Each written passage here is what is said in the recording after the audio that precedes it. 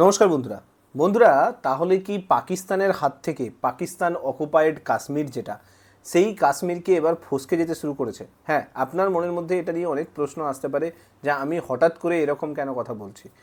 কারণ এই যে নিউজটা আপনারা দেখতে পাচ্ছেন, সেখানে যেটা জানা যাচ্ছে যে পাকিস্তান অকুপায়েড কাশ্মীরের জন্য প্রত্যেক বছর পাকিস্তানের গভর্নমেন্টের তরফ থেকে যে বাজেট ইস্যু করা হতো, যে পরিমাণ টাকা দেওয়া হতো, সেই টাকার ওপরে এবার কিছুটা হলেও প্রেশার আসতে চলেছে। এই প্রেশার আসছে কোথা থেকে, কেন এই প্রেশার দেয়া হচ্ছে, তাহলে পাকিস্তান অকুপায়েড কাশ্মীরের সিচুয়েশান কি বদলাতে পারে।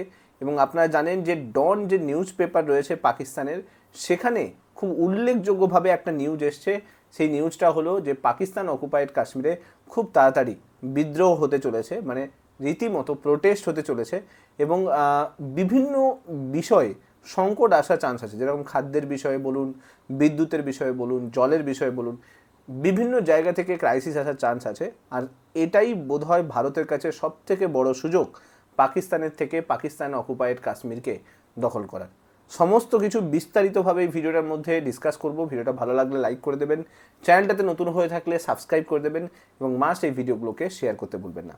দেখুন, পাকিস্তান অকুপায়েড কাশ্মীর, আপনারা জানেন যে পাকিস্তানের যেটা পিওকে এরিয়া রয়েছে, যত টেরোরিস্ট আউটফিট যেগুলো রয়েছে, সেগুলো কিন্তু এই পিওকে এরিয়াতেই রয়েছে। আমরা জানি যে সম্প্রতি আমরা কি দেখেছি, যে পাকিস্তানে বিশাল পরিমাণ টাকা আইএমএফ থেকে লোন পেয়েছে এবং সেই টাকা পাকিস্তান বিভিন্ন জায়গাতে ইউজ করবে। প্রত্যেক বছর পাকিস্তান কি করতো, আইএমএফ থেকে যে পরিমাণ লোন পেত, সেই লোন প্রচুর পরিমাণে সন্ত্রাসবাদের জন্য ইউজ করতো। আর এখন কি হচ্ছে, এখন আপনারা জানেন অলরেডি পেহেলগাম অ্যাটাকের পরে ভারত রীতিমতো বড়সড় হচ্ছে পাকিস্তানের উপরে স্ট্রাইক করেছে। তারপরে আইএমএফ যখন লোন দিয়েছে, অলরেডি পাকিস্তান ক্রাইসিসের মধ্যে রয়েছে, তো লোন দিয়েছে, আইএমএফ কিন্তু অনেকগুলো শর্ত লাগিয়ে দিয়েছে। তারপরে সবথেকে বড় প্রেশার আসছে চায়নার তরফ থেকে। কারণ আপনারা জানেন যে ওয়ান বেল্ট ওয়ান রোড ইনিশিয়েটিভের মাধ্যমে চায়নার বিভিন্ন প্রজেক্ট পাকিস্তানের উপরে চলছে। তো অবভিয়াসলি চায়না চাইবে যে পাকিস্তান ওই সমস্ত প্রজেক্টের উপরে খরচা করুক, এটা নয় কি পাকিস্তান সমস্ত টাকা সন্ত্রাসবাদের জন্য খরচা করুক। তো চায়নার উপরেও একটা প্রেশার এটা রয়েছে। আমি এর আগে আপনাদেরকে বিভিন্ন ভিডিওর মাধ্যমে বলেছিলাম যে শেহবাজ শরীফ এটা বুঝতে পেরেছে যে পাকিস্তান অকুপায়েড কাশ্মীরে আর নতুন করে কোনো অর্থ বিনিয়োগ করা বা ইনভেস্টমেন্ট করা, সেটাতে সেরকম কোনো রেজাল্ট আসবে না। কারণ যদি নেক্সট টাইম কোনো সন্ত্রাসবাদী ঘটনা ভারতের বুকে পাকিস্তানের তরফ থেকে করা হয়, তাহলে পাকিস্তানকে বড় সড়ো হামলার সামনাসামনি হতে হবে। সেটা মোদিজির তরফ থেকে অলরেডি জানিয়ে দেওয়া হয়েছে। এবং দেখুন, একদিকে পাকিস্তান পিওকেকেও হারাবে, কারণ এরপরে যদি সন্ত্রাসবাদকে আরও প্রায়োরিটি দেয়, তাহলে ভবিষ্যতে ভারত আরও বড়সড় স্টেপ নেবে, তো তাতে পিওকেও হাত থেকে যাবে। আর উল্টো দিকে চায়না, যে এতদিন ধরে পাকিস্তানের সাপোর্ট সিস্টেম হিসেবে রয়েছে, সেই চায়নাও কিন্তু পাকিস্তানের হাত ছাড়বে। এটা সিম্পল ব্যাপার। তাহলে দুদিক থেকে দুকুলেই কিন্তু নৌকা হারাবে কে? পাকিস্তান। তো এই জন্য শেহবাজ শরীফ একটা নতুন পলিসি নিয়ে এসছে, নতুন একটা পরিকল্পনা নিয়ে এসছে। সেই পরিকল্পনাটা কি? দেখুন, পাকিস্তান সিদ্ধান্ত নিয়েছে যে পাকিস্তানের যেটা গিলগিট বালচিস্তান এরিয়া, যেটা পিওকের মধ্যে রয়েছে, সেই পিওকেতে যে বাজেট, সেই বাজেটকে কিন্তু কম করবে। কারণ আপনারা জানেন যে পাকিস্তান আইএমএফ থেকে যে টাকাটা পেয়েছে, সেই টাকা চীনের যে বিভিন্ন প্রকল্প রয়েছে, সেই প্রকল্পে খরচা করার কথা চিন্তাভাবনা করেছে। যদি মানে টোটাল পাকিস্তানের যদি এই টোটাল ডেভেলপমেন্ট প্রজেক্টে কত টাকা খরচা করছে সেটা যদি দেখেন, তাহলে আপনারা এখানে দেখতেই পাচ্ছেন, মোট আপনারা দেখুন 4.083 ট্রিলিয়ন রুপি অর্থাৎ খরচা করতে চলেছে কে? পাকিস্তান। প্রায় $14 বিলিয়ন পাকিস্তান সমস্ত ডেভেলপমেন্টাল ওয়ার্কে খরচা করতে চলেছে। এবার একটু ম্যাপটা আপনারা দেখুন। এটা হচ্ছে পাকিস্তানের ভারত এবং যেটা পাকিস্তান অকুপায়েড কাশ্মীর আছে, সেই ম্যাপ। তো এই যে এরিয়াটা দেখতে পাচ্ছেন, এটাই হচ্ছে পাকিস্তান অকুপায়েড কাশ্মীর, যেটাকে আজাদ কাশ্মীরও আমরা বলি। নাও এই পার্টটাতে এই মুহূর্তে দাঁড়িয়ে পাকিস্তান কি করে, প্রচুর পরিমাণে টাকা পাঠায় এই এরিয়াটাতে।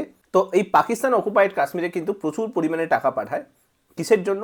এখানে যে টেরোরিস্ট আউটপুটগুলো রয়েছে, যেরকম লস্করি তৈবা রয়েছে, মুজাহিদিন রয়েছে, এই সমস্ত এরিয়াতে প্রচুর পরিমাণে টাকা পাকিস্তানের তরফ থেকে আসে। এবার এই মুহূর্তে দাঁড়িয়ে পাকিস্তান কি করছে, যদি এদেরকে আবার খরচা করা হয়, এদের পেছনে যদি স্পেন্ড করা হয়, তাতে কি হবে? তাতে আরও বেশি পরিমাণে ভারতের এগেনস্টে কাজ করা হয়ে যাবে। এটা পাকিস্তান বুঝতেই পারছে, আর ভারতের এগেনস্টে এই সমস্ত কাজ করলে ভবিষ্যতে পাকিস্তান আরও প্রবলেমের সামনাসামনি হবে। দেখুন, যখন আইএমএফের লোন নিয়েছিল, যখন শেহবাজ শরীফ আইএমএফ থেকে লোন নিয়েছিল, সেই লোনের টাকা কোথায় খরচা করছে এটা যদি আপনারা দেখেন, পিওকেতে টোটাল বাজেট যদি দেখেন 16% ডিক্লাইন করে দেওয়া হয়েছে।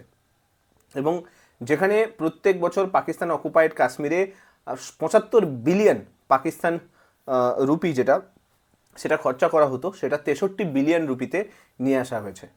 এবং বাজেটের যে বেশিরভাগ অংশ, সেই টাকাটা কোথায় খরচা করা হবে বলা হয়েছে, বেশিরভাগ অংশ খরচা করা হবে ড্যাম তৈরি করার জন্য, ইলেকট্রিসিটি জেনারেশনের জন্য, এবং বিভিন্ন ধরনের এক্সপ্রেসওয়ে ডেভেলপমেন্টে তৈরি করার জন্য, এই সমস্ত কিছু করার জন্য। এবার আপনারা ভেবে দেখুন যে এই সমস্ত কিছু করছে কিসের জন্য? চায়নার one belt one road initiative. কারণ সেই ইনিশিয়েটিভটাকে যদি ভালোভাবে কন্টিনিউ করতে হয়, তাহলে এই সমস্ত হাইওয়ে নেটওয়ার্ক ডেভেলপ করতে হবে, ঠিকমতো করে তৈরি করতে হবে। তা নাহলে চায়না তার যে স্বার্থ সিদ্ধি রয়েছে সেটা সলভ হবে না কখনো। তো এই জন্য চায়নার দ্বারা প্রচুর পরিমাণে পাকিস্তান বর্তমানে যদি দেখেন প্রেশারের মধ্যে রয়েছে। আপনারা জানেন পাকিস্তান চায়না একটা ইকোনমিক করিডোর রানিং আছে, যেটার নাম হচ্ছে সিপিইসি। তো এই সিপিইসির আন্ডারেই কিন্তু সমস্ত এক্সপ্রেসওয়ে বলুন, ড্যাম বলুন বা মোটরওয়েজ বলুন, এগুলো সমস্ত তৈরি করা হবে। এবার আপনারা জানেন যে যখন আইএমএফের লোন দেওয়া হয়েছিল, মানে কাকে, এই পাকিস্তানকে যখন লোন দেওয়া হয়েছিল, তখন শেহবাজ শরীফকে জিজ্ঞেস করা হয়েছিল যে এই যে এত টাকা পাকিস্তানের অকুপাইড কাশ্মীরের জন্য কেন খরচা করা হচ্ছে না, বা পিওকের বাজেট কেন কম করা হচ্ছে, কারণ আইএমএফ থেকে তো প্রচুর টাকা পেয়েছে, তো কম করা হচ্ছে। তখন শেহবাজ শরীফ বলছে যে আইএমএফ আমাদের চাপ দিচ্ছে।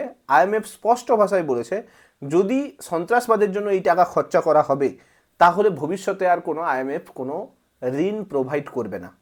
তাহলে বুঝতে পারছেন খেলা কিন্তু শুরু হয়ে গেছে। ভারত আইএমএফের ওপরে অলরেডি প্রেশার দেওয়া স্টার্ট করেছে। তো এর ফলে কি হচ্ছে, এই যে সন্ত্রাসবাদের পেছনে যে প্রচুর পরিমাণে টাকা পাকিস্তান খরচা করতো, সেই খরচা যথেষ্ট কমবে। এবং প্রায় 16% বাজেট কমে যাওয়া মানে অনেকখানি বাজেট কমে যাওয়া। এই সমস্ত টেররিস্টরা যে পরিমাণ টাকা পেত, সেই টাকা আর পাবে না। অন্যদিকে আপনারা যদি দেখেন বালুচিস্তান একটা জায়গা যেখানে প্রচুর পরিমাণে আন্দোলন চলছে, মানুষ সেখানে স্বাধীনতা চাইছে। এবং চীনের সমস্ত প্রকল্প যেগুলো বালুচিস্তানে ছিল, সমস্ত ড্যাম বলুন, যা কিছু ড্যাম, সেই সমস্ত বা এক্সপ্রেসওয়ে বলুন, সেগুলো সমস্ত কাজ বন্ধ করে দিয়েছে। তো এর ফলে পাকিস্তানকে বালুচিস্তানের দিকেও নজর দিতে হচ্ছে। কারণ বালুচিস্তানে আপনারা জানেন যে দুটো ড্যাম আছে, একটা হচ্ছে আপনার ড্যাম আর ভাষা ব্যান্ড, যেটা আপনারা দেখতেই পাচ্ছেন। এছাড়া হায়দ্রাবাদ শুকুর মোটরওয়েজ, এই যে দুটো জায়গা, এটার উপরে চীন সমস্ত কিছু কাজকর্ম করছিল। সো চীনের সহায়তায় এই দুটো ড্যাম এবং হাইওয়ে তৈরি হচ্ছিল। তো সেখানেও অবভিয়াসলি পাকিস্তানকে এবার টাকা খরচা করতে হবে। এবং আপনারা জানেন, এখানে একটা কথা বলে দিই যে টোটাল যদি দেখেন $442 বিলিয়ন পাকিস্তান এবং চায়নার মধ্যে একটা চুক্তি স্বাক্ষর হয়েছে।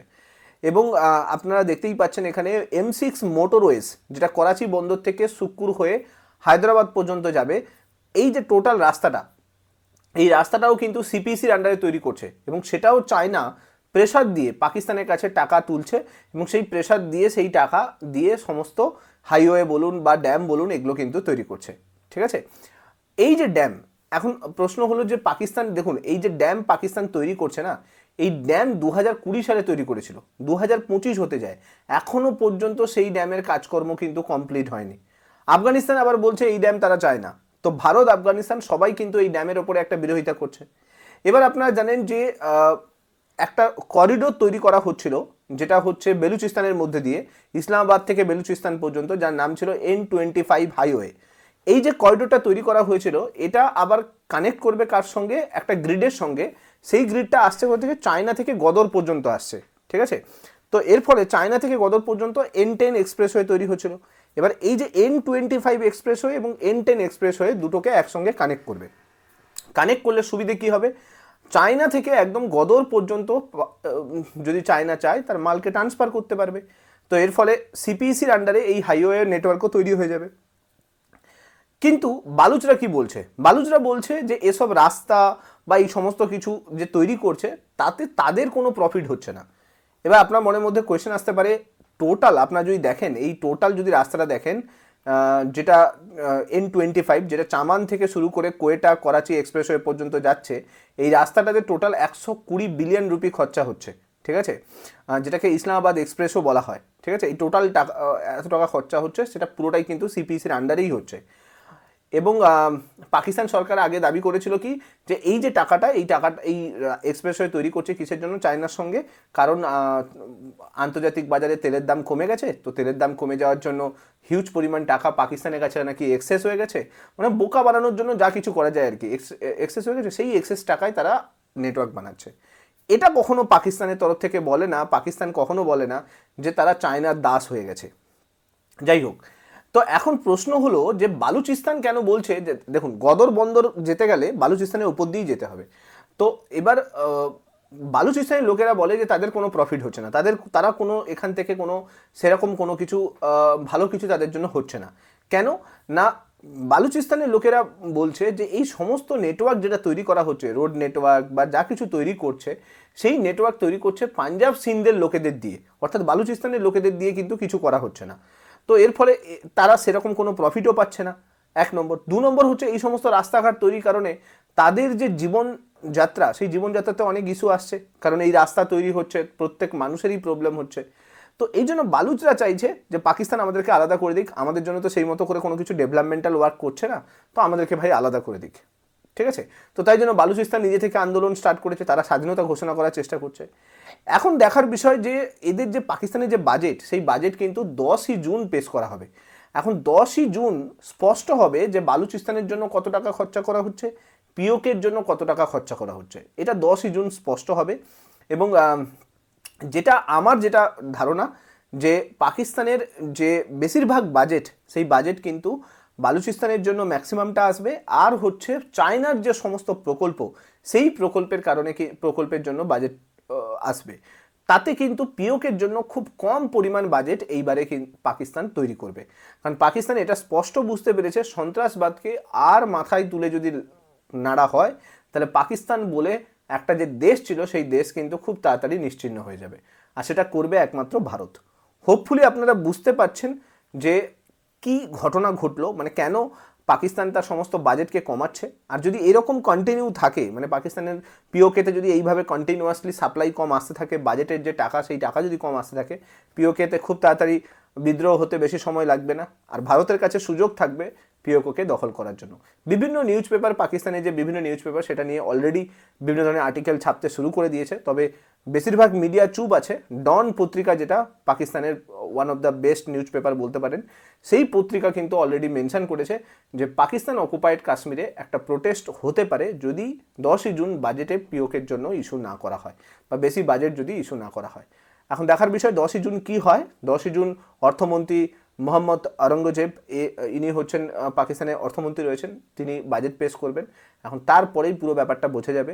নতুন যা কিছু ডেভেলপমেন্ট আসবে আমি এই ভিডিওর মাধ্যমে নিয়ে আসবো। ভিডিওগুলো ভালো লাগলে লাইক করে দেবেন, চ্যানেলটাতে নতুন হয়ে থাকলে সাবস্ক্রাইব করে দেবেন। এরকম ইম্পর্টেন্ট আপডেট পাওয়ার জন্য চ্যানেলটার সঙ্গে জুড়ে থাকতে ভুলবেন না। Thank you so much. Next ভিডিওতে আপনার সঙ্গে আবার দেখা হচ্ছে। Till then, bye by.